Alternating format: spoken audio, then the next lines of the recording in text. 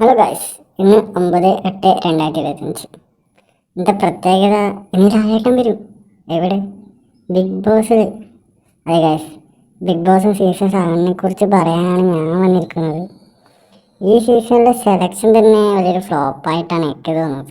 ഒരു B material എന്ന് പറയാൻ ഉള്ള ആരും തന്നെ ഈ സീസണിലില്ല. ഇതുവരെ ഇല്ല. ഇനി ഉണ്ടാകാൻ പറ്റുമോയെന്നറിയില്ല. ഗെയിം തുടങ്ങാത്രേ ഉള്ളൂ. ഇതൊക്കെ പറയാൻ ഞാനാരെന്നായിരിക്കും നിങ്ങളിപ്പോൾ ചിന്തിക്കുന്നത്. ഞാനൊരു ബിഗ് ബോസ് ഇഷ്ടപ്പെടുന്ന ഒരു സാധാരണക്കാരൻ മാത്രമാണ്.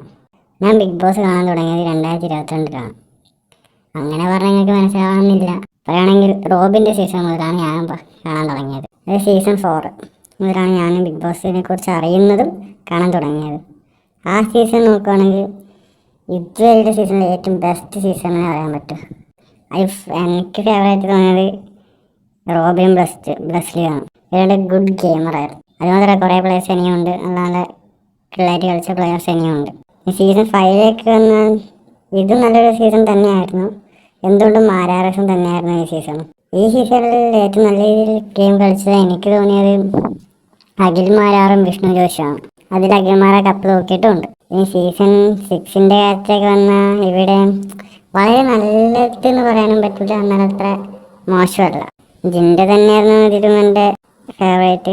പിന്നെ സിജോയും നല്ലൊരു പൊട്ടൻഷ്യലുള്ള പ്ലെയറായിട്ടാണ് സിജോ എനിക്ക് ഫസ്റ്റ് തോന്നിയത്. ബട്ട് നല്ല പൊട്ടൻഷ്യൽ ഉണ്ടായിരുന്നു. ബട്ട് റോക്കീൻ്റെ എന്താണെന്നറിയാം, റോക്കീൻ്റെ കയ്യിൽ നിന്ന് അടിയിട്ടേ പിന്നെ പുള്ളിക്കാരുടെ ഗ്രാഫ് വളരെ താഴോട്ടായിരുന്നു. ഞാൻ കണ്ട ഈ സീസണുകളെല്ലാം, അതായത് സീസൺ 4, സീസൺ 5, സീസൺ 6 ഇതെല്ലാം എനിക്ക് ഒന്നിൽ കൂടുതൽ കണ്ടൻസിനെ ഭയങ്കര എന്താ പറയുക മികച്ചതായി എനിക്ക് തോന്നിയിരുന്നു. ബട്ട് ഈ സീസൺ 7 കാര്യത്തിൽ മാത്രമാണ് ഇത് വരുന്നപ്പോൾ മാത്രം മികച്ചത് എന്ന ഒരു ഇത് കൊടുക്കാൻ പറ്റാത്തത്. ചെറുതായിട്ടെങ്കിലും എവിടെ ഇവിടെയൊക്കെ ഗെയിം കളിക്കുന്നതായി തോന്നിയത് ആര്യൻ. എന്തുകൊണ്ട് ഫിസിക്കൽ ടാസ്കിൽ പെർഫോം ചെയ്ത നല്ല പൊട്ടൻഷ്യലുള്ള പ്ലെയറാണ് ആര്യൻ. പിന്നെയുള്ളത് Akbar and Appani Sarath. Such a good mind gamer. ഗ്രൂപ്പിസം പോലെയാണ് കളിക്കുന്നതെങ്കിലും കിള്ളായിട്ട് കളിക്കുന്നുണ്ട്. ഗ്രൂപ്പിസം കളിക്കുന്നത് തെറ്റാണെന്ന് എനിക്ക് തോന്നിയിട്ടില്ല. എങ്ങനെ കളിച്ചാൽ ഫൈനൽ ഗെയിം എന്താ കപ്പടിക്കണം എന്നുള്ളത്. അതിനുവേണ്ടി എങ്ങനെ കളിക്കുന്നതും അതായത് ഗ്രൂപ്പിസം കളിക്കുന്നത് തെറ്റായിട്ട് എനിക്ക് തോന്നുന്നില്ല.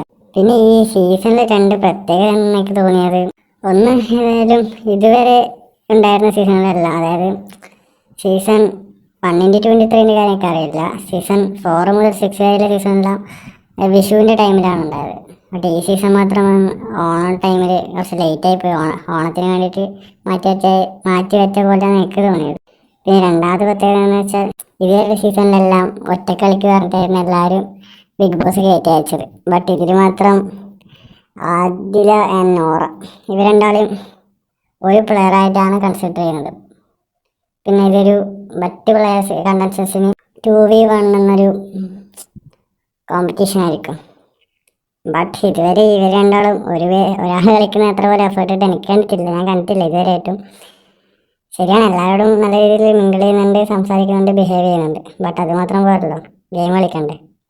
ഗെയിമിൻ്റെ കാര്യത്തിൽ പറയുകയാണെങ്കിൽ ഇവർ 0 ആയിട്ടാണ് എനിക്ക് തോന്നുന്നത്. ഇത് രണ്ടുമാണ് മറ്റ് സീസണിലെ അപേക്ഷിച്ച് ഈ സീസണെ കുറച്ച് വ്യത്യസ്തമാക്കുന്നത്. ഇനി നോമിനേഷൻ്റെ കാര്യത്തിൽ വന്നാൽ ഈ ആഴ്ച നോമിനേഷൻ ഉള്ളത് 8 പേരാണ്. ശൈത്യ, രഞ്ജിത്ത്, ജിസൈല്, നെവിൻ, രേണുസുതി, ആര്യൻ, അനുമോള്, ശാരിക. ഇതിൽ എൻ്റെ ഒരു കാൽക്കുലേഷൻ വെച്ച് ഗ്രീൻ സോണിൽ നിൽക്കുന്നത് ആര്യൻ എന്നതിൽ പോകാൻ ചാൻസ് ഇല്ല. ആര്യൻ എന്നുള്ള കുഴപ്പമില്ലാത്ത രീതിയിൽ കളിക്കുന്നുണ്ട്, കിള്ളൊന്നും പറയാൻ പറ്റില്ല. പിന്നെ ജിസേലിന് ചെറുതായിട്ടെങ്കിലും കളിക്കുന്നുണ്ടെങ്കിലും പുറത്ത് സപ്പോർട്ട് ഉണ്ടെന്ന് എനിക്ക് തോന്നുന്നു. പുറത്ത് സപ്പോർട്ട് ഉണ്ടാകാൻ മോഡലാണ്, അതുകൊണ്ട് പുറത്ത് സപ്പോർട്ട് ഉണ്ടാകാൻ ചാൻസ് ഉണ്ട്. അതുകൊണ്ട് ജിസേലും ഗ്രീൻ സോണിലാണ് ഉള്ളത്. പിന്നെ രേണുസുതിക്കും പുറത്ത് നല്ല സപ്പോർട്ട് ഉണ്ട്, അതുകൊണ്ട് പോകാൻ ചാൻസ് ഇല്ല. പിന്നെ അനുമോൾക്ക് നല്ല സപ്പോർട്ട് പുറത്തുണ്ട്, അതുകൊണ്ട് ഇവർ നാലാൾ എന്തായാലും പോകാൻ ചാൻസ് ഇല്ല. പിന്നെയുള്ള ശൈത്യ, രഞ്ജിത്ത്, നെവിൻ, ശാരിക. ഇതിൽ അധികാരം ആക്റ്റീവ് നെവിൻ്റെ കാര്യം കൂടി നെവിനാണ് പറയേണ്ടത്. നെവിൻ ആക്റ്റീവ് ആണ്, പക്ഷെ എന്നാ അറിയില്ല, വെറുപ്പിക്കൽ.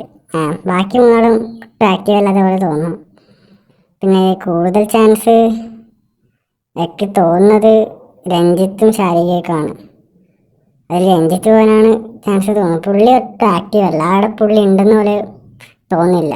അതുകൊണ്ട് പുള്ളിയായിരിക്കും ഈ വീക്ക് പോകുന്നുണ്ടെങ്കിൽ പോകാൻ ചാൻസ്. ഇങ്ങനെ പ്രഡിക്ഷൻ മാത്രമാണ്, എത്ര എത്രത്തോളം ഉറപ്പില്ല. ഒന്നെങ്കിൽ ഇന്ന് വിറ്റോ അല്ലെങ്കിൽ നാളെ ടിവിക്ക് പോകുന്നുണ്ടെങ്കിൽ. ഇത്രയൊക്കെയുള്ള വീഡിയോ. പിന്നെ ഒരു കാര്യം പറയുകയാണെങ്കിൽ ബിഗ് ബോസിനെ കുറിച്ചുള്ള കണ്ടൻസ് ആയിരിക്കും ഈ ചാനൽ വരാൻ പോകുന്നത്. നിങ്ങൾക്ക് ഇഷ്ടപ്പെടുവാണെങ്കിൽ സബ്സ്ക്രൈബ് ചെയ്ത് കൂടെ കൂടുക. Okay, by.